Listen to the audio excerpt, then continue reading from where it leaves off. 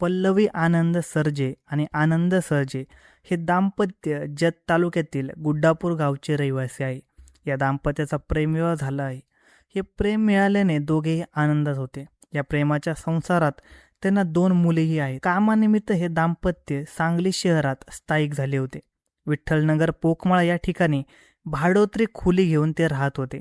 आनंद हा राम मंदिर चौकातील एका कपड्याच्या दुकानात सेल्समॅन म्हणून काम करतो. याच कपड्याच्या दुकानात आनंदचा जवळचा नातलग दीपक आजमाने हा सुद्धा काम करतो.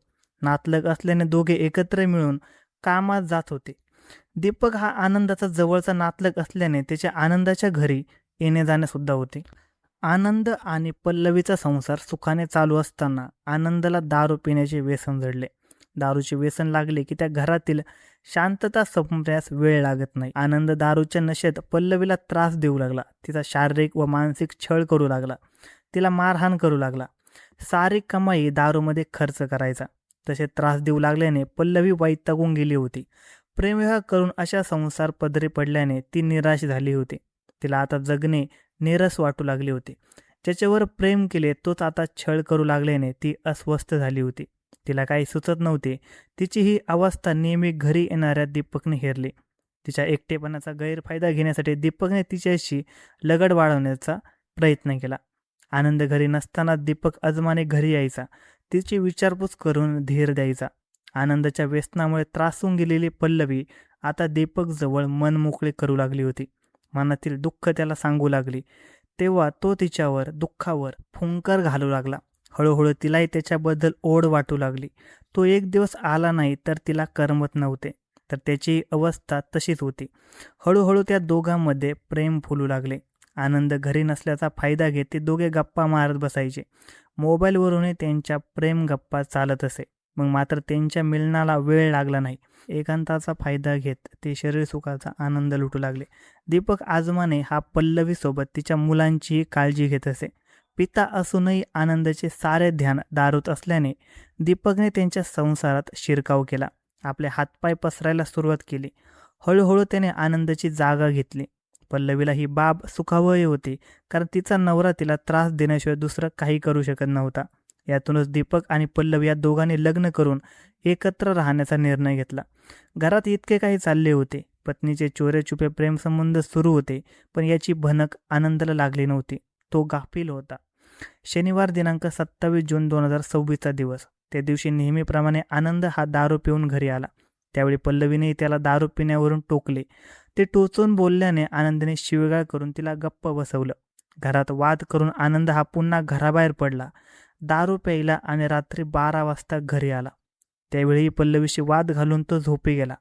नवरा शांत झोपल्यानंतर पल्लवीने आपला प्रियकर दीपकला मोबाईलवरून कॉल केला.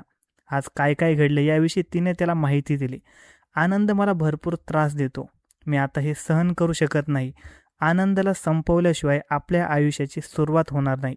आपल्या प्रियकराला आनंद सर्जे याला मारण्याशिवाय आपण लग्न करू शकणार नाही, सुखाने जगू शकणार नाही, हे पल्लवीने पटवून दिले.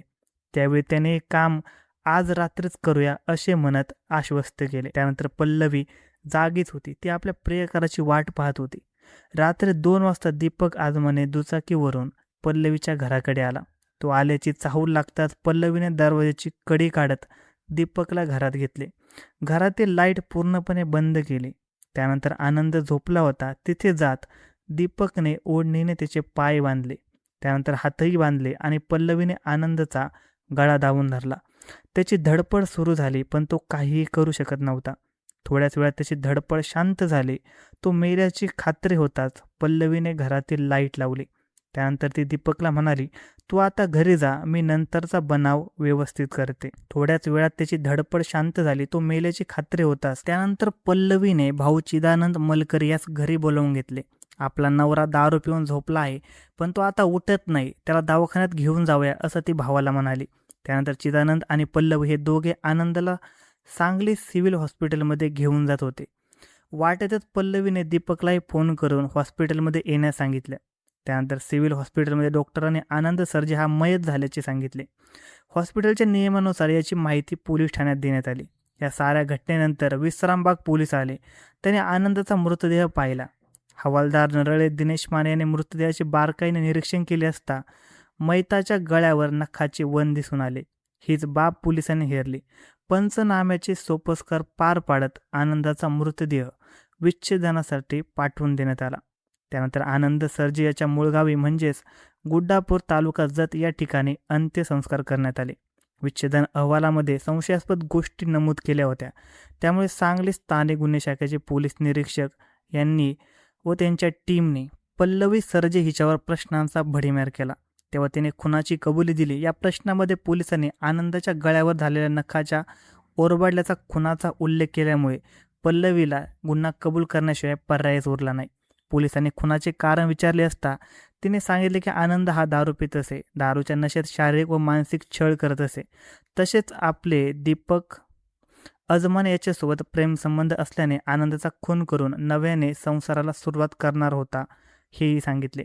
वटपौर्णिमेच्या आदल्या दिवशी ही घटना घडल्याने स्त्रीची पतिनिष्ठा आणि त्याविषयी धरण्यात येणारा उपवास यातील विरोधाभास दाखवणाऱ्या या घटनेविषयी समाजात चर्चा होताना दिसते. धन्यवाद मित्रांनो. अशा नवनवीन मराठी क्राईम स्टोरीज ऐकण्यासाठी आजच आपल्या यूट्यूब चॅनलला सबस्क्राईब करा.